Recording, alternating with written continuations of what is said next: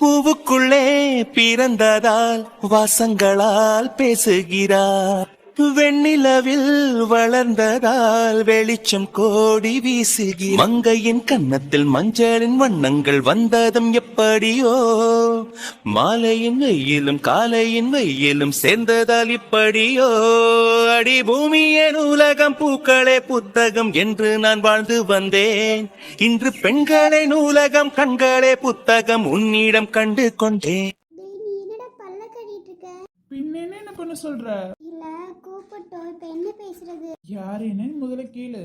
என்ன யார் என்னன்னு உங்களுக்கு தெரியாதுன்னு எனக்கு தெரியும். இல்ல நீங்க மறந்தாலும் மறந்துருப்பீங்கன்னு நினைக்கிறேன். எனக்காக கொஞ்சம் யோசிச்சு பாக்குறீங்களா? முதல்ல ஒரு விஷயம், நீங்க யாரு, உங்க பேர் என்னன்னு மட்டும் சொல்லிடுறீங்களா? அவங்க ஹாஸ்பிட்டல்ல ஒரு ஆக்சிடென்ட்ல வந்து அட்மிட் ஆயிருந்தேன். என்னோட பேர் கண்ணா. அந்த டைம்ல நீங்க 2 பேர் தான் என்ன பாத்துக்கிட்டீங்க. அந்த டைம்ல என் கூட யாருமே கிடையாது. ஹாஸ்பிட்டலுக்கு ஒரு பொண்ணு மட்டும் தான் வருவாங்க. அந்த டைம்ல நீங்க தான் என்ன நல்லா பாத்துக்கிட்டீங்க. எனக்கு ஞாபகம் இல்லைன்னு நினைக்கிறேன். எனக்கு சரியா நான் எவ்வளவு ஞாபகப்படுத்தி பார்த்தாலும் வரமாட்டேங்குது.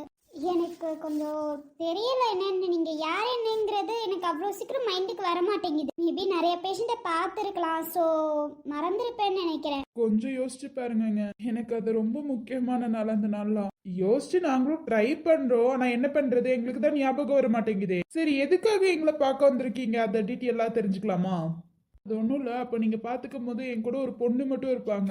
அந்த பொண்ணை தேடி கண்டுபிடிக்கிறதுக்காக தான் நான் இவ்வளோ தூரம் வந்திருக்கேன். அந்த பொண்ணு அவனும் புரியலையே. என்ன ஒரு பொண்ணு தான் ஹாஸ்பிட்டலில் வந்து அட்மிட் பண்ணாங்க. அந்த பொண்ணை தான் இவ்வளோ வருஷமா நான் தேடிட்டும் இருக்கேன். அவங்கள ஒரு நாளாவது கண்டிப்பாக பார்த்துடணும்னு முயற்சி பண்ணிட்டு இருக்கேன். எல்லாத்துக்கிட்டையும் சொல்லிட்டு இருக்கேன் நான் கண்டிப்பாக பார்த்துருவேன்னு. இன்னைக்கு கூட உங்களை பார்க்கும் போது நான் எவ்வளோ சந்தோஷப்பட்டேன் தெரியுமா?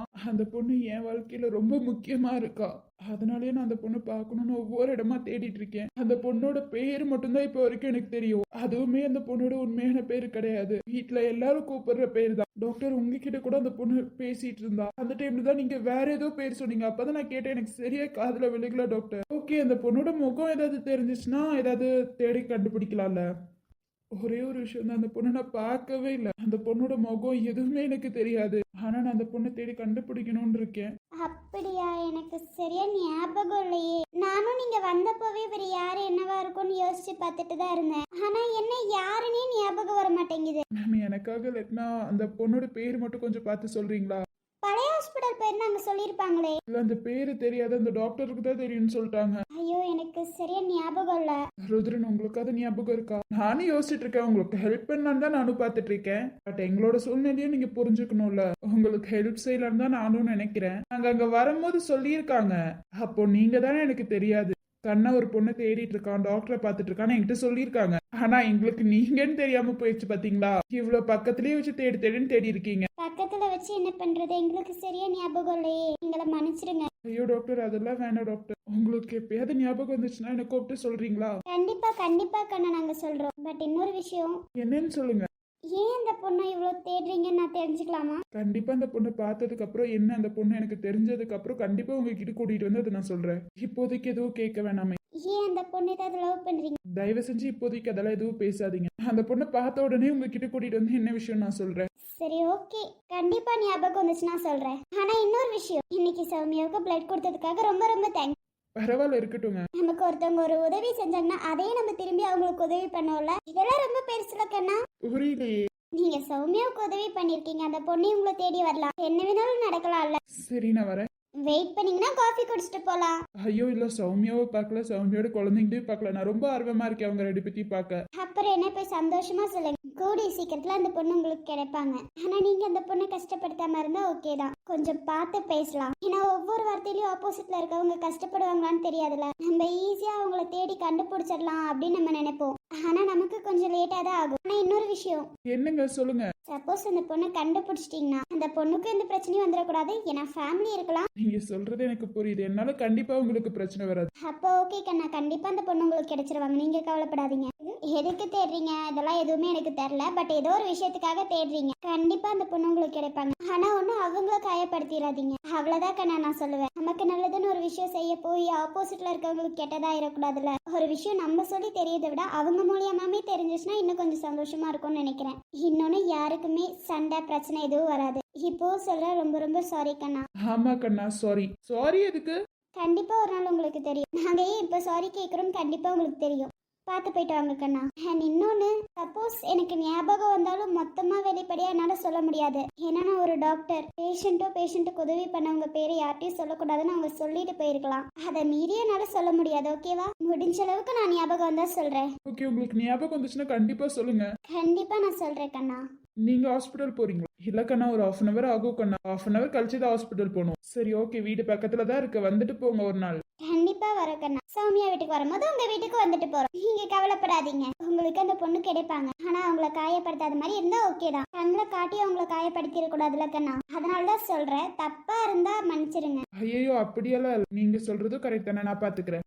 சரி போயிட்டு வாங்க கண்ணா. சரி கோசி, நான் வரேன். ருத்ரன் நான் வரேன். ருத்ரன் ஓகே, போயிட்டு வாங்க கண்ணா. என்ன மேடம் என்ன அப்படி பாக்குற? கூட்டிட்டு வந்தல, ஏதாவது வாயை திறந்து பேசினியாடா? இடையில 2 வார்த்தை பேசின, நீ கேக்கலையா? மண்ணு இடையில 2 வார்த்தை பேசிட்டு அவ்வளவுதானா? உன்னெல்லாம் வச்சுட்டு ஏன்டா இப்படி பண்ற? போடாடே போடா. சொல்லிருக்க வேண்டியதானடி உண்மைய. அதை நம்ம சௌமியா கிட்ட கேட்காம எப்படி சொல்ல முடியும்? அன்னைக்கு ஒரு நாள் ஹாஸ்பிட்டலுக்கு வரும்போதே நான் யார் என்னன்னு யார்ட்டையும் நீங்க சொல்லவே கூடாதுன்னு சொல்லிட்டு போனவன். ஏன்னா உங்க ஃபேமிலிக்கு தெரியாத விஷயத்த நம்ம மூலியமா யாருக்கும் தெரிய வைக்க வேணாம்டா. அந்த டைம்ல நம்ம யாருன்னு கூட தெரியாது. இந்த டைம்ல நம்மள எல்லாத்தையுமே அவளுக்கு தெரியும். நமக்கும் அவளை நல்லாவே தெரியும். இந்த டைம்ல போய் சொல்லி பிரச்சனை ஏதாவது வந்துருச்சுன்னா அப்புறம் அவ்வளவுதான்டா, என்னால தாங்க முடியாது. ஆமாமா, ஏன் பொண்டாட்டினால தாங்க முடியுமா? பொண்டாட்டிய கட் பண்ணிக்கோ, ஏன்னா நம்ம ஃப்ரெண்ட்ஸ். இந்த டைலாக் நான் அங்க சொன்னேன், நீங்க சொல்றியா எனக்கு? ஐயோ, நான் அப்படியெல்லாம் இல்ல. எங்க சொன்னனால நான் சொல்லணும்னு எனக்கு அவசியமே இல்ல. படா. சரி, அப்ப கண்ணா பாவம் இல்லையா? அவ அவ்வளவு தூரம் தேடிட்டு இருக்கால. அதுக்கு தாண்டா போய் சௌமியா கிட்ட பேச போறேன். ஆனா இப்போ இல்ல, கொஞ்ச நாள் போகட்டும். ஆக மொத்தத்துல எந்த பிரச்சனையும் வரக்கூடாது நீ பாக்குற. ஆமா, நம்மனால இந்த பிரச்சனையும் வந்துடக்கூடாதுல்ல. அன்னைக்கு கூட என்னமோ சொன்னா சௌமியா, ஞாபகம் இருக்கா? ஆமா, அன்னைக்கு ஹாஸ்பிட்டல் வந்திருந்தால. ஆமா, நம்மளா போய் வாண்டடா சொல்லி அவருக்கு ஞாபகம் இல்லைங்கிற மாதிரி அவன் நினைச்சிட்டு இருக்கா. ஆனா இவருக்கு ஞாபகம் இருக்கு. அத அவளுக்கு தெரியல. அவளா புரிஞ்சுக்கிட்டு சொல்லுவா பாரு. அது வரைக்கும் எதுலயும் நம்ம மூக்கு நுழைக்காம இருந்தா போதும்பா. ஐயோ, என் பொண்டாட்டிக்கு அவளுக்கு பிரச்சனை எதுவும் வந்துடக்கூடாது. இப்பதான் சொன்னேன். என்ன ஃப்ரெண்ட்ஸ் தானே, போதும் வாய மூடு. டேய், ரொம்ப பேசாத, வாயை க்ளோஸ் பண்றா. நீ அங்க அப்படிதானே என்கிட்ட சொன்ன, அப்ப எனக்கும் அப்படிதானே இருந்திருக்கும். அப்ப நானும் இப்படிதான்டா சொல்லுவேன். நீ சொல்லும் போது இன்னைக்கும் நான் சொன்ன உனக்கு கசக்குமாடா? சரியா? இப்போதைக்கு நம்ம 2 பேரும் ஃப்ரெண்ட்ஸ் தான். இப்போதைக்கு நம்ம கடைசி வரைக்கும் ஃப்ரெண்ட்ஸ் தான். அதுக்கப்புறம் தான் என் காதல நான் உன்கிட்ட சொல்லிட்டேன். அப்புறம் என்னடி? நீ உன் காதல சொல்லாம இருக்கும் போது எனக்கு இப்படிதான் வலிச்சிச்சு. அது மட்டும் இல்ல, என்ன இன்னொருத்தனுக்கு கல்யாணம் பண்ணி கொடுக்கணும்னு நீ நினைச்ச பாத்தியா? அதுல இருந்து ருத்ரன் என்னால இன்னமும் வெளியில வர முடியல. ருத்ரன், ஐயோ போதுமா தாயே, கண்டிப்பா ஒரு நாள் நீ ஏத்துக்குவ. அந்த நாள் நான் பேசிக்கிறேமா, இப்ப விட்டுரு. இப்ப பேச ஆரம்பிச்சா பேசிக்கிட்டே தான் இருப்பேன். யாரு, நானாடா? நீ தாண்டி. உன்கிட்ட பேசினால என்ன சொல்லணும்டா? ஹாஸ்பிட்டல்ல போய் போறோம். நீ தனியா ஸ்கூட்டி, நான் பைக். நான் உன் பைக்ல தான் வரேன். என்ன பைக்ல கூட்டிட்டு போ. நானே கூப்பிட்டாலும் மேடம் வர மாட்டீங்களே. இப்ப சொல்றல, நான் உன் கூட உன் பைக்ல வரணும். கூட்டிட்டு போ. கூட்டிட்டு போவீங்களா இல்ல போலனாலும் வேணா விட்டுரு. ஒன்னும் தேவையில்லை, நான் கூட்டிட்டு போறேன். சரி ஓகே, நீ ஸ்டார்ட் பண்ணி வரேன். ஆமா, ஹாஸ்பிட்டலுக்கு 1/2 hour கழிச்சு தான். எங்கேயாவது வெளியில போலாமா? இல்ல உனக்கு ஒர்க் இருக்குன்னு வர மாட்டியா? அதிசயமா பைக்ல போலாங்கிற, வெளியில போலாங்கிற. நான் வராம இருப்பேனா? வரேன். அப்போ ஓகே, நான் போய் ட்ரெஸ் சேஞ்ச் பண்ணிட்டு வரேன். இந்த சாரிக்கு என்ன? பைக்ல வரேன்டா, அதனால எனக்கு சாரி செட் ஆகாது. என் கூட கல்யாணத்துக்கு அப்புறம் ஆசையா பைக்ல வரணும்னு கேக்குற, வர மாட்டியா? சாரியில வர மாட்டியா? அது வர மாட்டேன்டா, எனக்கு சரி கம்ஃபர்டபுளா இல்லடா. என்ன அப்போ சாரியில கட்டி பைக்ல உட்காந்துருப்பியே? ஆனா இப்ப நீ கேக்குறல, அதனாலே எனக்கு கம்ஃபர்டபுளா இல்ல. அதனாலே நான் சாரியில வர போறது கிடையாது. உண்மையை சொல்லணும்னா இந்த சாரியில நீ சூப்பரா இருக்க. சோ இந்த சாரியிலேயே வாயே. அது என்னால முடியாதுடா. ஏண்டி? அதெல்லாம் முடியும். என்னால முடியாதுன்னா முடியாதுடா. அதெல்லாம் முடியும் பொண்டாட்டி, சொன்னது மட்டும் செய், சரியா? நீ சொன்னது செய்யணும் எனக்கு அவசியம் இல்லடா. நீ சாரியில தான் வர, அதுவும் இந்த சாரியில. சரி ஓகே, நீ போ, நான் வந்துடுறேன். நான் போய் ஸ்டார்ட் பண்றேன், வந்து. ஓகேடா. ஆமா, ஏன் எல்லாரும் இங்க வந்திருக்கீங்க? அதுவா, அவங்க கொஞ்சம் ரெஸ்ட் எடுக்கணும்னு சொன்னாங்களா, அதான் ரெஸ்ட் எடுக்கட்டும் நாங்க வந்திருக்கோம்னா. அன்பு மாமாவும் தூங்குறாரு, சௌமியாவும் தூங்குறாங்க, குழந்தைங்களும் தூங்கிட்டு இருக்காங்க. சத்தம் போட வேணா, கொஞ்சம் ரெஸ்ட் எடுக்கட்டும்னு சொன்னாங்க, அதான் வந்துட்டோம்னா. இந்த மேடம் எங்களெல்லாம் விட்டுட்டு காஃபி குடிச்சிட்டு இருக்காங்க. அவளுக்கு ஒரு மாதிரி டயர்டா இருக்குன்னு சொன்னால, அதான் காஃபி வாங்கி கொடுத்தேன். எங்களுக்கெல்லாம் டயர்டா இருக்காதுல மாமா, அவளுக்கு மட்டும்தான் டயர்டா இருக்கும். அதெல்லாம் இல்ல, உங்களுக்கும் காஃபி ஏதாவது வேணுமா? குரு கண்ணா கூட போயிருக்கானா, அவன் இல்ல, அதனாலதான். இவ்வளவு ஒரு ஆள் கூட இருந்து பாத்துக்கணும்ல, அதனாலதான். அம்மா, காஃபி வேணுமான்னு கேட்க கூடாது மாமா, கொண்டு வந்து கொடுக்கணும். நீங்க என்ன காஃபி வேணுமான்னு கேக்குறீங்க பாத்தீங்களா? கேட்க கூடாது மாமா, கேட்க கூடாது, கொண்டு வந்து கொடுக்கணும். மேடமா போய் வாங்கி குடிக்க மாட்டீங்களோ? ஏன் உங்க புருஷன் வாங்கி கொடுத்தா கரைஞ்சு போயிருவாரோ? அதுதானே, அதெல்லாம் போய் வாங்கிட்டு வரட்டும். ஆனா எனக்கு தெரியாது, நீ தானே போய் வாங்கிட்டு வரணும். சரி உங்க சண்டையெல்லாம் நிப்பாட்டுங்க. அண்ணி உங்களுக்கு வேணுமா? இல்லடா, எனக்கு இப்ப வேணாம்டா. அண்ணி ஷாய் ஹரி அவங்களுக்கு பார்க்க போலையா? என்ன கூட்டிட்டு வரட்டுமா? நீ ஐயோ, உங்க பத்திரமா வீட்லயே இருக்கட்டும்பா. இங்க வந்தாங்கன்னா கத்தி கத்தி கூச்சல் போட ஆரம்பிச்சிருவாங்க. அதனால வேண்டாம், வீட்டுக்கு குழந்தைங்களுக்கு கூட்டு போவோம்ல, அப்ப பாத்துக்கிட்டவங்க.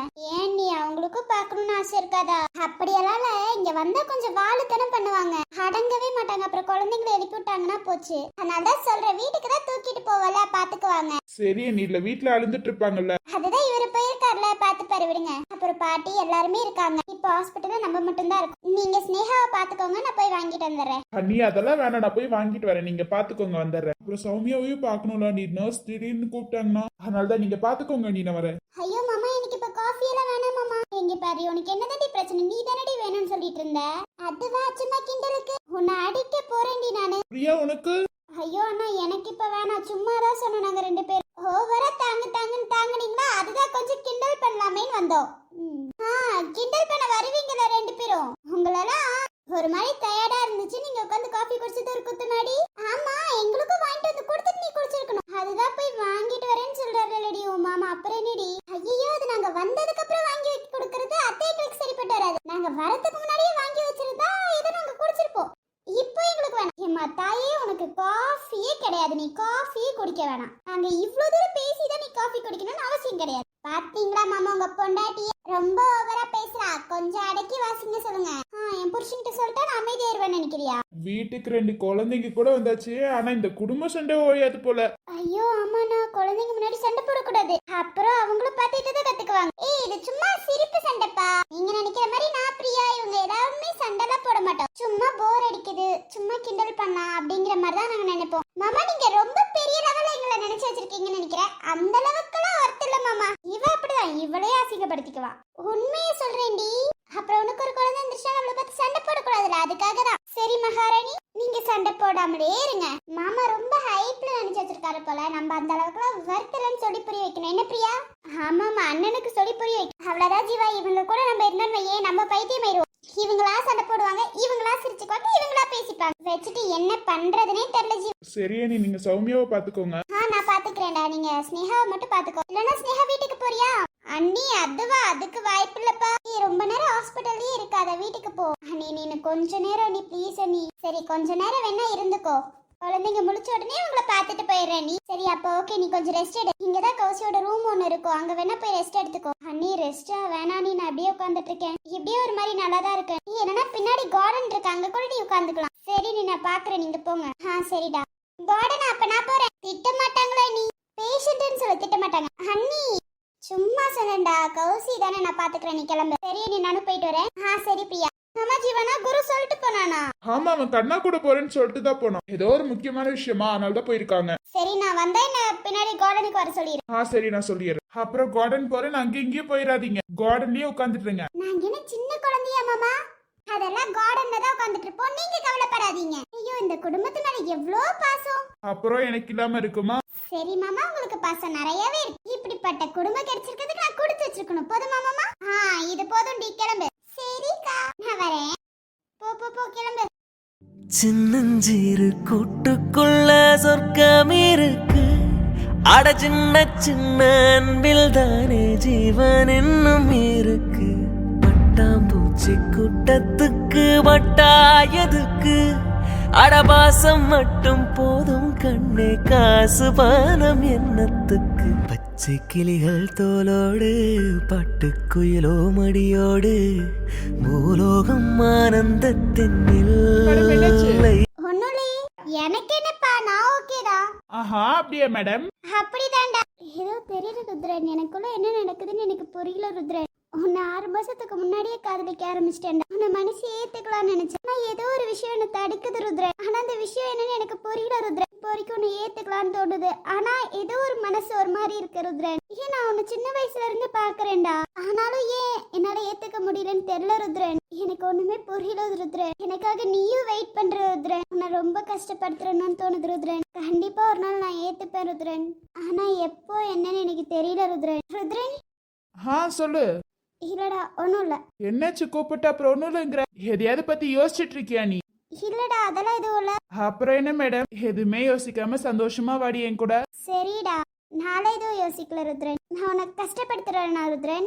அப்படியெல்லாம் எதுவுமே இல்லை. இல்ல உண்மையே சொல்ல ருத்ரன். உண்மையே சொல்லணும்னால அப்படியெல்லாம் ஒன்றும் இல்லை. சரி ஓகே நீ ஓட்டு. எனக்கு தெரியலடா உன்னை விட்டு எப்படி நான் பிரிஞ்சு போறேன்னு எனக்கு தெரியல ருத்ரன். ஆனா உன்னை விட்டு போறேன் ருத்ரன். இதை எப்படி நீ தாங்க போறேன்னு எனக்கு சுத்தமா தெரியல ருத்ரன். ஆனா தாங்கிதான் ருத்ரன் ஆகணும். நம்ம பிரிஞ்சுதான் ஆகணும். இன்னும் 2 டேஸ்ல நான் கிளம்ப போறேன் ருத்ரன். அதுக்குள்ள நான் என் காதல உன்கிட்ட சொல்லிட்டு போகணும் ருத்ரன். போயிட்டு ரொம்ப நாளா இருக்க மாட்டேன்டா, கொஞ்ச நாள் தான். அது வரைக்கும் எனக்காக வெயிட் பண்ணணும் ருத்ரன். நீ வெயிட் பண்ணுவேன்னு நினைக்கிறேன் ருத்ரன். உன்னை விட்டுட்டு போறேன் ருத்ரன். உன்னை விட்டுட்டு எப்படி கொஞ்ச நாள் நான் வாழ போறேன்னு எனக்கே தெரியல ருத்ரன். தவிக்கிறேனே உனது மூச்சில் பிழைக்கிறேனே இதழ்களை இதழ்களால் நிரப்பிடவா பெண்ணே நினைவு எங்கோ நீந்தி செல்ல கனவு